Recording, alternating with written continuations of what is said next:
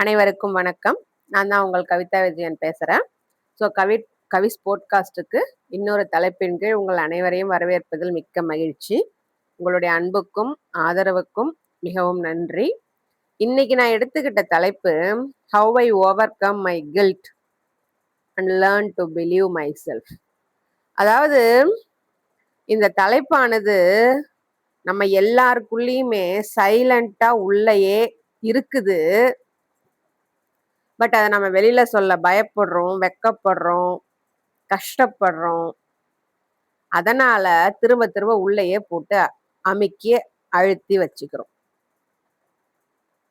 அதுதான் என்ன அப்படின்னாக்க கில்ட், குற்ற உணர்வு. இந்த ஒரு கனமான உணர்வு, ரொம்ப ஹெவி ஃபீலிங், கண்ணுக்கே தெரியாத ஒரு பாரத்தை சுமந்துட்டு இருக்கிற மாதிரி இருக்கும். அது என்ன சொல்லும் அப்படின்னாக்க, நீ இதை விட இன்னும் பெட்டரா பண்ணிருக்கலாமோ, நீ தோத்து போயிட்ட, நீ எதுக்குமே லாயக்கில்ல அப்படின்னு கண்ணுக்கு தெரியாத அந்த ஒரு உணர்வு உங்களை சொல்லி சொல்லி உங்களை ரொம்ப வருஷமா அதுதான் நீங்க அப்படின்னு நம்ப வச்சுக்கிட்டு இருக்கும். நீங்க யாருன்றதை விட அந்த உணர்வு தான் நீங்க அப்படின்னு நீங்க நம்பிட்டு இருப்பீங்க. அதை பத்தி தான் இன்னைய போட்காஸ்ட்ல நம்ம பார்க்க போறோம். ஸோ இந்த குற்ற உணர்வு என் வாழ்க்கையில என்னென்னலாம் பண்ணுச்சு, அதை தாண்டி எப்படி நான் என்ன நம்ப ஆரம்பிச்சேன், என்னுடைய அனுபவங்களின் தொகுப்பு தான் இன்னைக்கு நீங்க கேட்க போற போட்காஸ்ட். ஸோ இந்த குற்ற உணர்வோட பாரம் இருக்கு பார்த்தீங்களா, அது என்னன்னு முதல்ல நம்ம பார்த்துருவோம். அதாவது இந்த குற்ற உணர்வை நான் சுமந்துகிட்டு இருக்கிறேன் அப்படின்னு தெரியாமலே நான் சுமந்துகிட்டு இருந்தேன். ஆனா இந்த குற்ற உணர்வு என்னது கிடையாதுங்க. நான் ஒரு தப்பு பண்ணியோ மற்றவங்களை காயப்படுத்தியோ வந்த குற்ற உணர்வு கிடையவே கிடையாது. அது எனக்கு அப்ப தெரியல. ஏன் அப்ப என்ன சொல்ல, 40 வருஷம் வரைக்குமே எனக்கு தெரியல. 4 வருஷத்துக்கு முன்னாடிதான் எனக்கே தெரிஞ்சுது. அந்த குற்ற உணர்வு என்னது கிடையாது, மத்தவங்க எனக்குள்ள புகுத்தி வச்சது. எப்படி அப்படின்னா, நீ ஒரு நல்ல மகளா இல்ல, ஒரு நல்ல பர்ஃபெக்ட் ஒய்ஃபா இல்ல, நல்ல அம்மாவா இல்ல அப்படின்லாம் சொல்லும் போதும், நான் போய் ஓய்வு எடுக்கணும்னு நினைச்சு ஓய்வு எடுக்க போறேன் பார்த்தீங்களா, அப்பவும் எனக்கு பிடிக்கலன்னா நோ சொல்றேன் பார்த்தீங்களா, அப்பவும் நான் என்ன தேர்ந்தெடுக்கிறேன் பார்த்தீங்களா, மற்றவங்க யாருமே வேணாம் எனக்கு நான் போதும்னு தேர்ந்தெடுத்தேன் பார்த்தீங்களா, அப்பவும் இந்த குற்ற உணர்வு வந்து முன்னாடி நின்னுச்சு. ஆரம்பத்துல கொஞ்சம் கொஞ்சமா தான் ஆரம்பிச்சுது. ஆனா அது போக போக போக அந்த வார்த்தைகள் என்னால திரும்ப கேட்கப்பட அந்த குற்ற உணர்வு ஒரு பெரிய மலையா மாறி எனக்குள்ள இருந்தது எனக்கே தெரியல. பெண்ணா பிறந்த நாம எல்லாருமே எப்படி வளர்க்கப்பட்டிருப்போம் அப்படின்னா, மத்தவங்களுடைய சந்தோஷத்துக்கு நாம தான் பொறுப்பு. அது எப்படிங்க முடியும்? எவ்வளவுதான் நம்ம பார்த்துக்கிட்டாலும் அவங்க சந்தோஷமாவா இருக்கிறாங்க? இல்ல நம்ம சந்தோஷத்தை தான் அவங்க பொறுப்பு எடுத்துக்கிறாங்களா? அது ஏன் அவங்க சந்தோஷத்துக்கு மட்டும் நாம பொறுப்பு எடுத்துக்கணும்? ஆனா அப்படிதான் நம்ம வளர்க்கப்பட்டிருக்கோம். யாராவது ஒருத்தர் மூஞ்ச தூக்கி வச்சுட்டு அப்செட்டா இருந்தாக்க, அதை பார்த்து நாம குற்ற உணர்வு அடையிறது. ஏதாச்சும் ஒண்ணு நம்ம பிளான் பண்ணபடி போகலையா, நம்மள நாமே குத்தம் சொல்லிக்கிறது. நம்ம பிளான் பண்ணதுபடி நடக்கல அப்படின்னு நம்மள நாமே குறை சொல்லிக்கிறது. நாம நமக்கான பவுண்டரிஸ், எல்லைகள் போட்டு அதுக்குள்ள இருக்கணும்னு நினைக்கும் போது, நம்மள சுயநலவாதி, சுயநலக்காரின்னு சொல்லும் போது, அந்த குற்ற உணர்வு அங்க மேலோங்கி நிற்கும். கொஞ்சம் கொஞ்சமா அந்த குற்ற உணர்வே நம்மளோட ஐடென்டிட்டியா கூட மாறிடும். ஆனா இதுல கொடுமையான விஷயம் என்ன அப்படின்னாக்க, அந்த குற்ற உணர்வு தான் நம்மள ஆட்சி பண்ணிட்டு இருக்குது அப்படின்னு ஆட்சி பண்ணிட்டு இருக்குன்றத நமக்கு தெரியாது. ஆனா உண்மையிலேயே அந்த குற்ற உணர்வு நமக்கானது இல்ல அப்படின்றதும் தெரியாது. ஆனா யாரோ ஒருத்தர் நமக்கு போட்டு விட்ட வேஷம், அந்த குற்ற உணர்வை நம்ம இன்னமும் பெர்ஃபார்ம் பண்ணிட்டு இருப்போம்.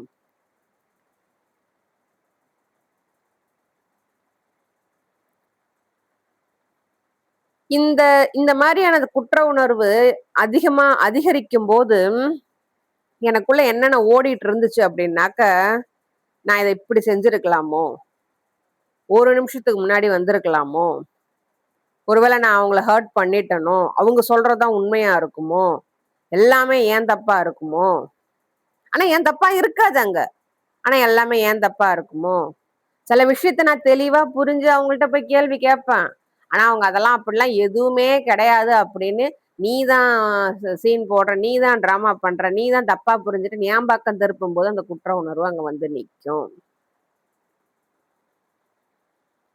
போக போக அந்த குற்ற உணர்வு எனக்குள்ள ஒரு பயங்கரமான வேலைய பண்ணுச்சு. என்ன அப்படின்னா, என் நம்பிக்கைய சுத்தமா அழிச்சிருச்சு. எனக்கு நம்பிக்கையே இல்ல. என் மேல, என் முடிவுகள் மேல, என் எண்ணங்கள் மேல, என் உணர்வுகள் மேல, என் வாழ்க்கை மேல சுத்தமா எனக்கு நம்பிக்கையே இல்ல. இந்த குற்ற உணர்வு மத்தவங்களால நமக்கு கொடுக்கப்படக்கூடிய அந்த குற்ற உணர்வு நமக்கு என்னவா மாறும் அப்படின்னாக்க, செல்ஃப் டவுட்டா மாறும். நம்ம மேலேயே நமக்கு நம்பிக்கை இழக்க வைக்கும். சுய சந்தேகப்பட வைக்கும். இந்த குற்ற உணர்வும், இந்த செல்ஃப் டவுட்டும், கில்ட்டும், செல்ஃப் டவுட்டும், குற்ற உணர்வும், சுய சந்தேகமும் ரொம்ப க்ளோஸ் ஃப்ரெண்ட்ஸ். 2 பேரும் பிரிஞ்சு இருக்க மாட்டாங்க. நீங்க உங்கள சந்தேகப்பட்டீங்கன்னா, குற்ற உணர்வு வரும். குற்ற உணர்வு வந்துச்சுன்னா, நீங்க சந்தேகப்பட ஆரம்பிப்பீங்க. 2ம் ஒரே நேரத்துல நடக்கும். எப்ப பாரு நீங்க எடுத்த முடிவுகள, இல்ல உங்களையே நீங்க குறை சொல்லிட்டே இருக்கும்போது, அங்க உங்க உங்க முடிவுகள் மேல நீங்க வைக்கிற நம்பிக்கைய நிறுத்திருவீங்க. நீங்க நல்ல முடிவு தான் எடுப்பீங்க. ஆனா நம்பிக்கை இல்லாம எடுக்கும்போது, நீங்க அத நம்ப மாட்டீங்க. அடுத்தவங்கள்ட்ட போய் கேட்பீங்க. நீங்க அடுத்தவங்கள்ட்ட போய் ஒரு ஒரு தடவையும் கேட்க என்ன ஆகும்? அவங்க என்ன சொல்லுவாங்க? அவங்களுக்கு அது எப்படி தோணுதோ அதத்தான் அவங்க சொல்லுவாங்க. உங்களுக்கு நல்லதா சொல்லுவாங்க? உங்களுக்கு பிடிச்ச மாரி இருக்குன்னா சொல்லுவாங்க? சொல்ல மாட்டாங்க. யோசிச்சு பாருங்க நல்லாவே. உங்க முடிவுகள நீங்க அடுத்தவங்கள்ட்ட போய் சொல்லும்போது, "சரி நீ பண்ணு" அப்படின்னு சொல்றவங்க இருக்காங்களா? இருக்காங்க. கம்மியா, ரொம்பவும் கம்மியா. ஆனா, "இது சரியில்ல. நீ பண்ணக்கூடாது. இது குடும்பத்துக்கு ஒத்து வராது. வீட்ட யார் பார்க்கறது? குழந்தைங்கள யார் பார்க்கறது? இதெல்லாம் நீ பண்ணக்கூடிய வேலையா? இதெல்லாம் ஒரு பொண்ணு பண்ணக்கூடிய வேலையா?" கேட்பாங்க. கண்டிப்பா கேட்பாங்க. என்னையும் கேட்டாங்க. இதனால அவங்கள்ட்ட போய் நான் ஒரு ஒரு தடவையும் அந்த வேலிடேஷனுக்கு நிக்கிறதுனால, அவங்கள்ட்ட போய் நான் என்ன பண்ணணும்? ஏன்னா என்னதான் நான் நம்பலையே நானு. அப்போ ஒரு ஒரு தடவையும் அவங்கள்ட்ட போய் என்ன பண்ணணும், என்ன பண்ணணும்னு நான் நிக்கிறதுனால, அங்க நான் என்ன பண்றேன், அவங்களுக்கு என்ன புடிக்குதோ அதானே என்ன பண்ண சொல்லுவாங்க. அந்த இடத்துல என்ன நானு சுருக்கிக்கிறேன். அவங்க சொல்றத நான் செய்யல அப்படின்னாக்க, அதிகப்படியா மன்னிப்பு கேட்க ஆரம்பிச்சேன். ஆனா, அது நான் மன்னிப்பு கேட்க வேண்டிய அவசியம் இல்ல. ஆனா, அங்க மன்னிப்பு கேட்டேன். அவங்க அன்பு வேணும் அப்படின்னாக்க, அவங்க என்ன சொல்றாங்களோ, அத கேட்கணும் அப்படின்ற ஒரு எண்ணத்துக்கு நான் வந்துட்டேன். ஒரு கட்டத்துல இனிமே என்ன நான் நம்ப முடியாது. என் மேல எனக்கு நம்பிக்கையே இல்ல அப்படின்ற ஒரு பாயிண்ட்டுக்கு நான் வந்துட்டேன். சரி. அப்பதான் அங்க நான் யோசிச்சிருக்கணும் நானு. நான் யார்ட்ட போய் பேசணும்? என் கனவுகள நான் யார்ட்ட சொல்லணும்? என் கனவுகள் தோத்து போயிட்டா என்ன ஆகும்? அப்படின்னு அங்க நான் யோசிச்சிருக்கணும். அவங்க சொல்றத நான் கேட்டுட்டு இருக்கிறேன் அப்படின்னாக்க, இதெல்லாம் ஒண்ணுமே இல்லாம போயிடுமே அப்படின்னு அங்க நான் யோசிச்சிருக்கணும். ஆனா நான் யோசிக்கல. அவங்க சொல்றத கேட்டு நடந்தா சேஃப்டி. ஆனா உள்ளுக்குள்ள அது பிடிக்காது. செய்ய முடியாதுன்னு சொல்ல தோணும். செய்ய பிடிக்காது.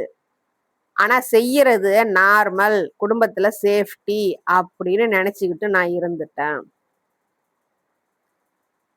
இத நான் எப்படி இந்த குற்ற உணர்வ நான் எப்படி உணர்ந்தேன்?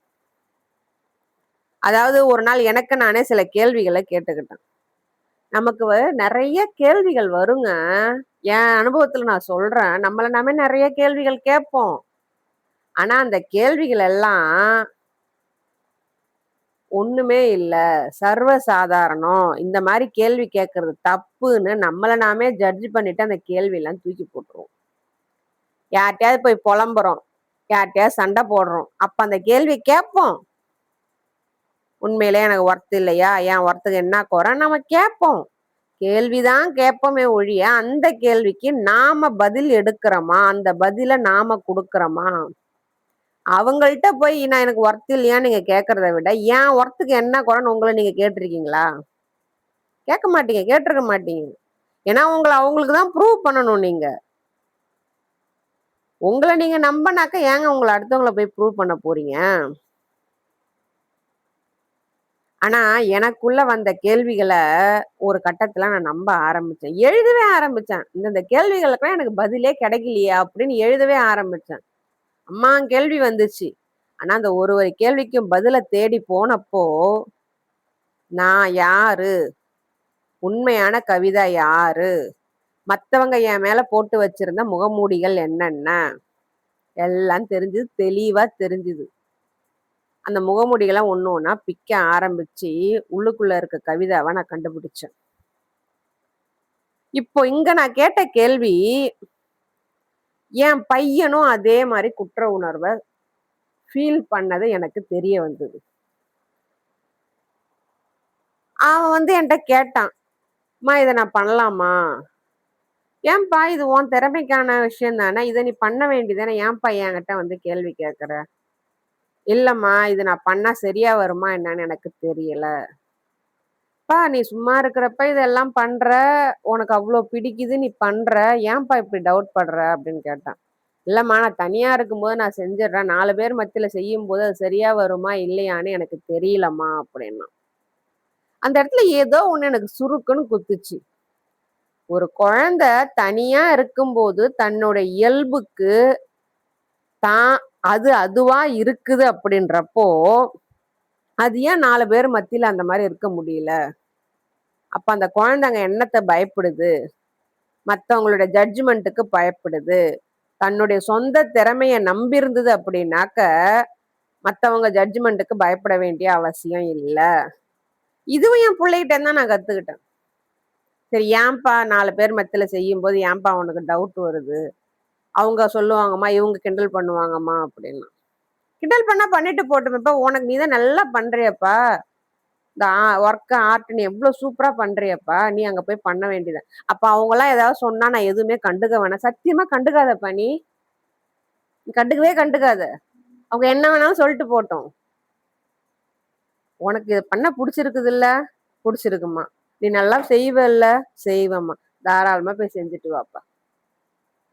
என் புள்ளைக்கு அன்னைக்கு நான் கொடுத்த இந்த ஊக்கம் தான், அவன படிக்க வச்சு 12,00,000 பேர் எழுதின ஜேஇ மெயின்ஸ்ல அவன் 16,000 ரேங்க் எடுத்தான். திரும்ப 2,50,000 பேர் எழுதின ஜேஇ அட்வான்ஸ்ல அவன் 4,000 ரேங்க்குள்ள வந்தான். இப்போ ஐஐடி கரக்பூர்ல படிச்சுட்டு இருக்கிறான். இதுல நான் இன்னொன்னு சொல்ல வந்த விஷயம், என் பையன் ஐஐடி கரக்பூர் ஜாயின் பண்ணிட்டான்னு தெரிஞ்சதுமே நெறைய டீச்சர்ஸ் நெறைய என்ன கேட்டாங்க. "எப்படி நீங்க உங்க புள்ளைய படிக்க வச்சீங்க? என்னென்ன ஸ்டெப்ஸ் ஃபாலோ பண்ணீங்க? அவன எப்படிலாம் ட்ரெயின் பண்ணீங்க?" அப்படின்னாங்க. நான் உங்களுக்கு பதில் சொன்னேன். "டீச்சர் நான் எதுவுமே பண்ணல டீச்சர்" அப்படின்னு. "டீச்சர் பொய் சொல்லாதீங்க. அவன் இந்த அளவுக்கு பாஸ் பண்ணி நேஷனல் லெவல்ல போயிருக்கான்னா, நீங்க எதுவும் கோச்சிங் குடுக்காமலா இருந்திருப்பீங்க?" "சத்தியமா நான் எதுவுமே பண்ணல டீச்சர்." நம்ப மாட்டேன்ட்டாங்க. எங்க வீட்டுக்காராவது, "எப்பா அந்த சப்ஜெக்ட்ல என்ன மார்க்கு? இந்த சப்ஜெக்ட்ல என்ன மார்க்குன்னு?" கேட்பாரு. ஆனா நான் அவன எதுவுமே கேட்டது கிடையாது. "எக்ஸாம் நல்லா எழுதிருக்கியாப்பா?" "எழுதியிருக்கேம்மா." "உடம்பு எப்படிப்பா இருக்கு?" "நல்லா இருக்குப்பா." "இன்னைக்கு எக்ஸாம் நல்லபடியா அட்டெண்ட் பண்ணுவியாப்பா?" "சூப்பரா அட்டெண்ட் பண்ணுவேம்மா." இதுதான் அவனுக்கு எனக்கு அந்த கான்வர்சேஷன். +1, +2ல அவன நான் அப்படிதான் இதுன்னேன். "படிச்சியாப்பா? இது உடம்பு பாத்துக்கிட்டியா? நல்லா சாப்பிட்டியா? நல்லா தூங்குனியா?" நான் அவன்ட்ட கேட்கிற கேள்வி இதுதான். அவரு தான் மார்க் என்னாச்சு? என்ன கிளாஸ்ப்பா? என்ன இதுன்னு கேட்பாரு. ஏன்னா, அந்த இடத்துல நான் என் புள்ளைய நம்பனேன். அந்த நம்பிக்கை என் புள்ளைய அவன நம்ப வச்சுது. அவன் விருப்பப்பட்டு படிச்சான். அவனுடைய எஃபோர்ட் அவன் போட்டான். நானா எங்க வீட்டுக்காரரும் அவனை புழிஞ்சதே கிடையாது. அவனுக்கு வேணுங்கிற சுதந்திரத்தை அவ்வளோ கொடுத்தோம் நாங்க. அவன் விருப்பப்பட்டு படிச்சான். விருப்பப்பட்ட கோர்ஸ அவன் எடுத்துட்டு போனான். என் புள்ள அந்த சின்ன வயசுல அந்த குற்ற உணர்வு அவன்கிட்ட அவன் ஃபீல் பண்ணப்போ, அவனை நாங்க தெளிய வைக்கல அப்படின்னா, இன்னமும் என் புள்ள அவனை நம்பியிருக்க மாட்டான். அங்கதான் அந்த பாடத்தை நானும் கத்துக்கிட்டேன். ஏங்க நான் ஒரு இதுல ஒரு புக்ல நான் படிச்சிருக்கேங்க. நீங்க இது வரைக்கும் வாழ்ந்த வாழ்க்கை கிடையாது. ஆனா ஒரு குழந்தை உங்க வாழ்க்கையில வருது அப்படின்னா, நீங்க என்ன கத்துக்கிறீங்களோ, அந்த குழந்தைகிட்ட நீங்க என்ன கத்துக்கிறீங்களோ, அதுதாங்க உண்மையான வாழ்க்கை. அப்படின்னு ஒரு பெரிய எழுத்தாளர் சொல்லியிருக்கிறாரு. ஏன்னா அந்த குழந்தைங்களுக்கு நடிக்க தெரியாது, பயப்பட தெரியாது, யாரையும் பழிவாங்க தெரியாது, யாரையும் காயப்படுத்த தெரியாது.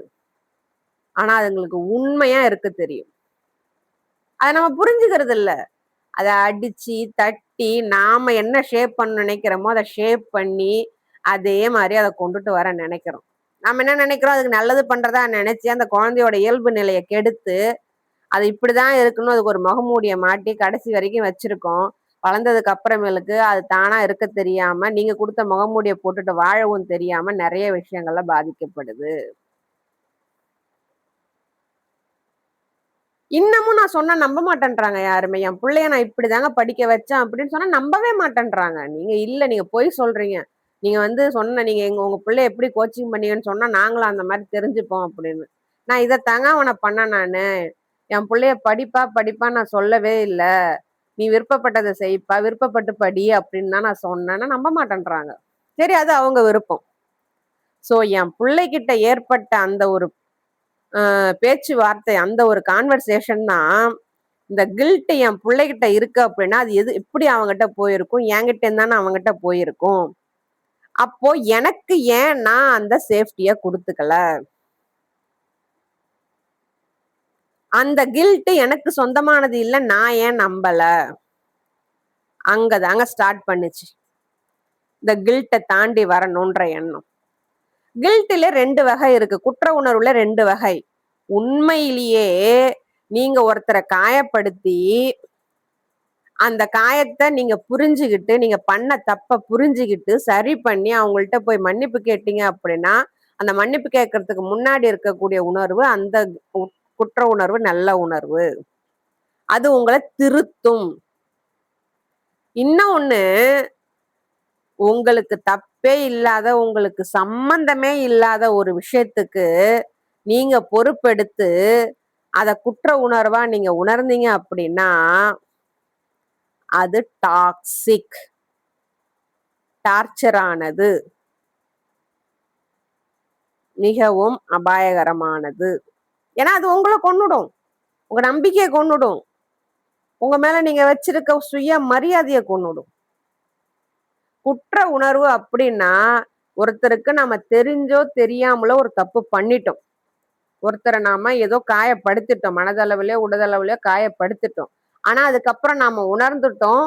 அந்த உணர்வின் பேர்ல அந்த குற்ற உணர்வு நம்ம இத அவங்கள்ட்ட போய் சொல்லி மன்னிப்பு கேட்கணும்னு தோணும். போய் கேட்டோம் அப்படின்னாக்க, அத நம்ம திருத்திக்க ஒரு வாய்ப்பு கிடைச்சது அப்படின்னாக்க, அந்த குற்ற உணர்வு நல்லது. ஏன்னா, அங்க நம்ம திருத்திக்கிறோம் நம்மள.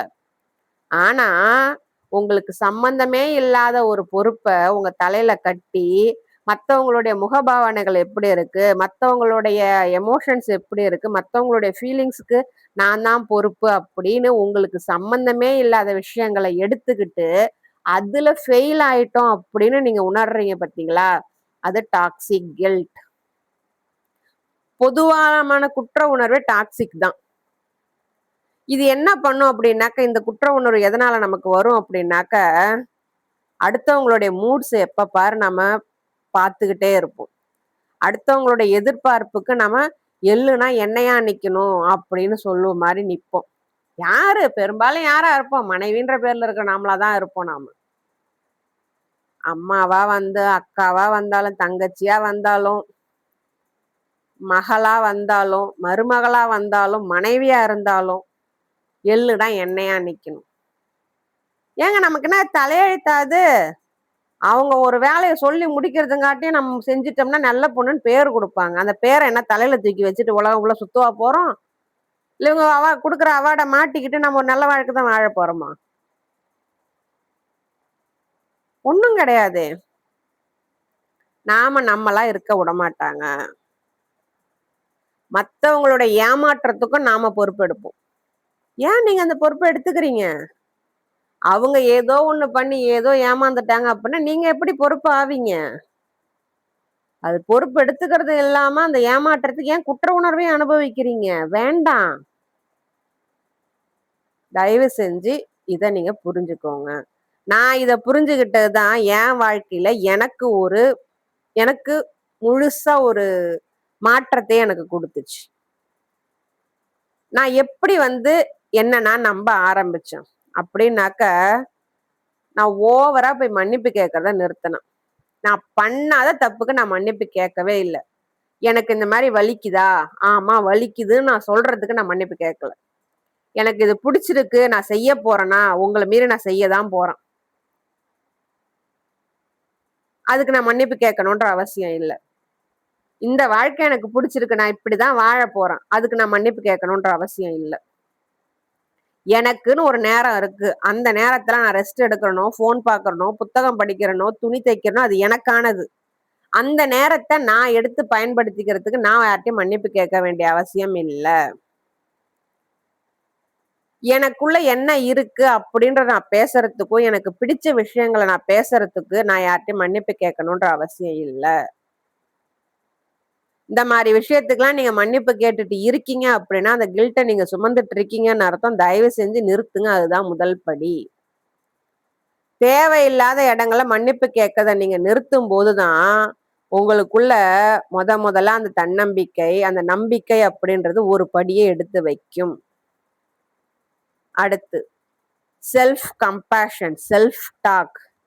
எப்ப பாரு, "நீ எதுக்குமே லாயக்கு இல்லடி" அப்படின்னு என்ன நானே சொல்லிக்கிட்டேன் பாத்தீங்களா? அத மாத்திட்டு, அந்த இடத்துல தப்பே நடந்திருந்தாலும், அந்த தப்பு பண்ண எனக்கு அனுமதி இருக்கு. தப்ப திருத்திக்கிற அனுமதியும் எனக்கு இருக்கு. நான் பண்ணதுனால ஒண்ணும் உலகம் அழிஞ்சு போயில்லையே! யாருடைய உயிரும் இங்க போயில்லையே! ஏன்னா ஒரு நேரம் சமைக்க லேட் ஆயிடுச்சு அப்படின்னாக்கா, அங்க ஏதோ ஒண்ணு எனக்கு அங்க அந்த நேரத்த எடுத்துக்கிச்சு. நான் ஒண்ணும் யாரையும் ஏமாத்தலையே! ஒருவேள காய்கறி நறுக்க டைம் ஆயிருந்திருக்கலாம், பூண்டு உரிக்க டைம் ஆயிருந்திருக்கலாம். அதனால சமையல் கொஞ்சம் லேட்டா போயிருந்திருக்கலாம். அது ஒரு உலகமாக தப்பு கிடையாது. அதுக்கு நான் ஏன் குற்ற உணர்வு அனுபவிக்கணும்? தேவையில்லையே! என் வேலைய நான் ஒழுங்கா செய்யும்போது, ஏதாவது ஒரு குறுக்கீடு உள்ள வந்தது அப்படின்னாக்கா, அதுக்கு நான் குற்ற உணர்வ சுமக்க வேண்டிய அவசியம் இல்லையே! நல்லாத்தான் எல்லாரும் சாப்பிடணும், எல்லாரும் நல்லபடியா சாப்பிடணும்னு தான் 2 மணி நேரம், 3 மணி நேரம் நின்னு சமைக்கிறோம். ஒரு இடத்துல உப்பு கூடுதலா போயிடுச்சு, ஒரு இடத்துல உப்பு கம்மியா போயிடுச்சுன்னா, அது ஒண்ணும் பெரிய குத்தம் கிடையாதே அது. கொஞ்சம் அட்ஜஸ்ட் பண்ணிக்கலாமே! அதுக்கு நான் ஏன் குற்ற உணர்வ சுமக்கணும் நானு? எனக்கு தப்பு பண்ற உரிமை இருக்குது. அந்த தப்ப திருத்திக்கிற உரிமை எனக்கு இருக்குது. அதனால நான் ரொம்ப பெர்ஃபெக்ட்டா இருக்கணுன்ற அவசியம் கிடையவே கிடையாது. நான் நானா இருந்தா போதும். நான் சொல்றது ஒரு வித்தியாசமா தான் இருக்கும். சில பேரால ஏத்துக்க முடியாம கூட இருக்கும். ஆனா இதுதான் உண்ம. "நீ எப்ப பாரு தோத்து போயிடுவ" அப்படின்னு எனக்குள்ள சொல்லிட்டு இருந்த குரல நிறுத்திட்டு, நான் செய்யறது ஏதோ தப்பு வந்துருச்சுன்னா, நான் நாளைக்கு திருத்திப்பேன். ஆனா அந்த தப்ப நான் பண்ணியிருக்கவே கூடாதுன்னு யாராவது சொன்னாங்கன்னா, அது தப்பு. ஏன்னா மனிதர்கள் அப்படின்றவங்க தப்பு பண்ணி தான் எதையுமே கத்துக்கிறாங்க, புரிஞ்சுக்கிறாங்க. குழந்தைகள தப்பு பண்ண அலோவ் பண்ணுங்க. சின்ன சின்ன தப்புகள் தான் அவங்களுக்கு புரிஞ்சுக்க, தெரிஞ்சுக்க உதவி பண்ணும், முயற்சி பண்ணும். எதுவா இருந்தாலுமே. இந்த விஷயத்துல என் புள்ளைகிட்டயும் நான் சில விஷயங்கள அவன் என்கிட்ட சொல்லியிருக்கிறான். நான் ஒரு ஸ்டேட்டஸ் வச்சேன். இதெல்லாம் பண்றதுக்கு உங்களுக்கு உரிமை இருக்கு. நீங்க அதுக்கான டைம் எடுத்துக்கலாம். நீங்க உங்கள அலோவ் பண்ணலாம். ரெஸ்ட் எடுக்கலாம். காலையில நேரமே எழுந்திருக்கலாம். உங்களுக்கு பிடிச்ச பாட்ட கேட்கலாம். உங்க பேருந்து பயணத்த ரசிக்கலாம் அப்படின்னு நான் ஒரு ஸ்டேட்டஸ் வச்சிருந்தேன். அப்ப எனக்கு என் பையன் ஒரு மெசேஜ் அனுப்புனான். "அம்மா நீ உன்ன உட்டுட்டம்மா" அப்படின்னு. "என்னப்பா?" தப்பு பண்றதுக்கும் நமக்கு உரிமை இருக்குமா? நாம அதையும் அலோவ் பண்ணணுமா? அப்படின்னு. நான் அப்பதான் யோசிச்சேன் நானு. இந்த கோணத்துல எப்பயாவது நம்ம பிள்ளைகள்ட்ட சொல்லியிருப்போமா? நீ தப்பே பண்ணக்கூடாது. நல்ல பிள்ளையா தான் இருக்கணும். நல்ல பிள்ளையா தான் வளரணும்னு அழுத்தி அழுத்தி வளர்க்கிறோமே, அந்த பிள்ளைகள்ட்ட ஒரு பெர்ஃபெக்ஷன குடுத்து குடுத்து வளர்க்கிறோமே, அது அவங்கள எவ்ளோ பிரஷருக்கு உள்ளாக்குது. தப்பு பண்ணி கத்துக்கட்டுமே பிள்ளைங்க. நான் அப்பதான் அந்த விஷயத்தையும் நான் புரிஞ்சுக்கிட்டேன். நமக்கு தப்பு பண்ற உரிமை இருக்குது. நாம தப்பு பண்ணலாம். ஆனா அந்த தப்ப திருத்திக்கிற உரிமையும் நமக்கிட்ட தான் இருக்குது. இந்த பர்ஃபெக்ஷனா இருக்கணும். அப்படியே நேர்கோட்டுல இதுதான் வடிவம். இப்படிதான் ஒரு பொண்டாட்டி இருக்கணும். இப்படிதான் ஒரு மனைவி இருக்கணும். இப்படிதான் ஒரு மருமக இருக்கணும்னு போட்டு வச்சிருக்க. அதுக்குள்ள போய் அடையணுன்ற அவசியம் இல்ல. அந்த போர்வையில சில தவறுகள் நடக்கும்போது, நடக்க அனுமதி உண்டு. அத திருத்திக்கவும் அனுமதி உண்டு. நம்மள விமர்சனம் பண்ற உரிமை அவங்களுக்கு கிடையாது. மாத்திக்கிட்டேன் அதையுமே. என்னுடைய பவுண்டரிஸ் இதுதான் நான் கரெக்ட்டா சொல்ல ஆரம்பிச்சேன். எப்பவுமே நோ அப்படின்றது ஒரு கம்ப்ளீட் சென்டென்ஸ் அப்படின்னு சொல்லுவாங்க. உண்மைதாங்க. நோ அப்படின்றது உண்மையான கம்ப்ளீட் சென்டென்ஸ் தான். அத நம்மள சுத்தி உள்ளவங்க எல்லாரும் புரிஞ்சுக்க மாட்டாங்க. நம்ம நோன்னு சொல்ற வார்த்தை அவங்களுக்கு சும்மா விளையாட்டுக்கு சொல்ற வார்த்தையா தான் நான் என் வாழ்க்கையில அப்படிதான் இருந்துச்சு. நான் எனக்கு நோன்னு சொல்ற வார்த்தை, நீ விளையாட்டுக்கு சொல்றேன்னு நினைச்சேன். அப்படின்னு தான் எனக்கு இருந்துச்சு. ஆனா ஒரு நாள் போட்டேன். இத நான் நோன்னு நான் சொல்லிட்டேன். திரும்ப எப்படி இத என்கிட்ட கேட்கற நீ? இல்ல நீ சொன்னது எனக்கு எப்படி விளையாட்டா தெரிஞ்சுச்சு? இத்தன நாள் அப்படிதான். இத்தன நாள் எப்படி வேணாலும் இருந்துட்டு போட்டும். இனிமே நோனா நோ தான். அதையும் கொண்டு வந்தேன். அதே மாரி என்ன நான் மன்னிச்சுக்கிட்டேன். எதுக்கு அப்படின்னாக்க, என் மேலயே நான் ரொம்ப ஹார்டா நடந்துகிட்டதுக்காக. மத்தவங்கள மன்னிக்கிறது எனக்கு ஈஸியா இருந்தது. ஆனா என்ன மன்னிக்கிறது எனக்கு கஷ்டமா இருந்துச்சு. ஆனா அத நான் கொஞ்சம் கொஞ்சமா பழகுனதுக்கு அப்புறமேலுக்கு, மத்தவங்களுக்காக என்ன சுருக்கிக்கிட்டது, மத்தவங்களுக்காக என் உணர்வுகள அடக்கி வச்சது, மத்தவங்க நல்லா இருக்கணும்னு நான் கஷ்டப்பட்டது, இது எல்லாத்துக்காகவும் என்ன நான் மன்னிக்க ஆரம்பிச்சேன். நான் அப்பதான் எனக்கு நானே சொல்லிக்கிட்டேன். என்ன நான் மன்னிக்கிறது அப்படின்றது, நான் பண்ற தப்புகள நியாயப்படுத்துறது கிடையாது. எனக்கு அந்த தப்புகள் பண்ண உரிமை இருக்கு. அந்த தவறுகள திருத்திக்கிற உரிமை எனக்கு இருக்குன்னு எனக்கு நான் சொல்லிக்கிட்டது தான். நான் என்ன மன்னிச்சது அடுத்து வாழ்க்கையில நான் போகணும் அப்படின்றதுக்காக தான். எங்கேயும் நான் போய் ஸ்டக் ஆயிடக்கூடாது அப்படின்றதுக்காக தான். நம்ம சாதாரண மனுஷங்க தானங்க. நம்மள பெர்ஃபெக்ட்டா இருக்க சொல்லி கட்டாயப்படுத்துறதுக்கு யாருமே உரிமை கிடையாது. அழணும்னு தோணுச்சா அழுதேன். என்ன மன்னிக்கிறதுக்கு நான் அவ்ளோ கஷ்டப்பட்டேன் நானு. ஆனா என்ன மன்னிச்சதுக்கு அப்புறமேலுக்கு உண்மையிலே என் வாழ்க்கை ரொம்ப லைட்டா மாறுச்சு. அடுத்து நான் என்ன நம்ப ஆரம்பிச்சேன். என்ன நான் நம்புறது ஒரே நாள்ல நடந்துரல. சின்ன சின்ன விஷயங்கள்ல இருந்து பெரிய விஷயங்கள் வரைக்கும் பொறுமையா தான் நடந்துச்சு. நான் என்னோட முடிவுகள ஆணித்தரமா நம்பனேன். நான் என்ன பேசணும்னு நெனைச்சேனோ, அத நான் பேசினேன். என் குரல் உதறனாலும் சரி, ஒரு மாரி கொளறனாலும் சரி, நான் பேச வந்தத நான் பேசினேன். மத்தவங்கள போய் ப்ளீஸ் பண்றத விட, மத்தவங்கள மன்னிப்பு கேட்டு கெஞ்சி, அவங்கள தங்க வச்சு, எனக்கு வேணுங்கிறத பண்ணி, அந்த இடத்துல நான் என்ன சுருக்கிக்கிறத விட, என் அமைதி முக்கியம்னு நான் எட்ட வந்துட்டேன் நான். என் ஒர்த்த நான் யாருக்கும் ப்ரூவ் பண்ண ட்ரை பண்ணல. சின்ன சின்ன விஷயங்கள நான் தனியாவே நான் செய்ய ஆரம்பிச்சேன். யாரையுமே போய் அண்டி இல்லாம, எப்போ பாரு எல்லார்ட்டயும் போய் உதவிக்கு நிக்காம, என் வேலைகள நானே செய்ய பழகுனேன். என்னோட முடிவுகளுக்கு மத்தவங்கள்ட்ட போய் வேலிடேட் பண்றத நிறுத்தினேன். எனக்கு இது பிடிச்சிருக்கு, நான் செய்ய போறேன். எனக்கு அனுமதி தருவீங்களான்னு கேட்கவே இல்ல. நிறுத்திட்டேன் நானு.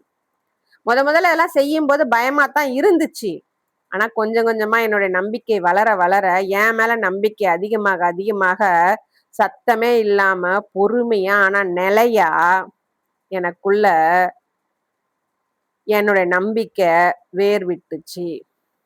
கடைசியா நான் இத உணர்ந்தது, கில்ட் அப்படின்றது நான் தப்பானவ அப்படின்றதுக்காக எனக்கு வந்த உணர்வு கிடையாது.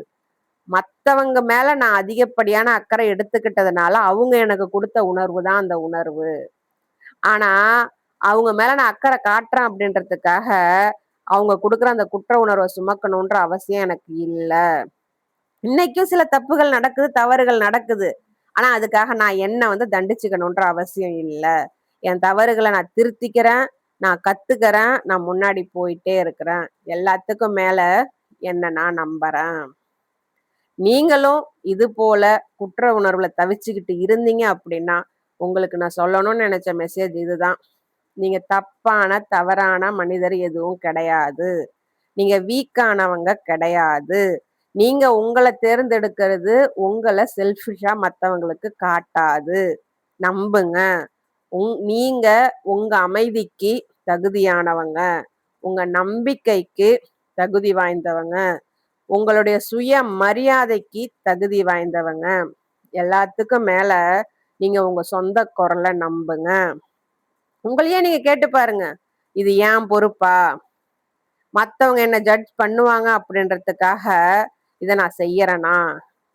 இது நான் செஞ்சேன் அப்படின்னா, என்ன நானே மன்னிக்க முடியுமா? கேட்டு பாருங்க. உங்களுக்கு நீங்க பெஸ்ட்டா இருங்க. இந்த கில்ட்ட ஓவர் கம் பண்றது அப்படின்றது உங்கள பெர்ஃபெக்ட்டா இருக்க சொல்லி கட்டாயப்படுத்துறது கிடையவே கிடையாது. நீங்க உங்க மேல உண்மையிலேயே அன்ப காட்டுறது தான்.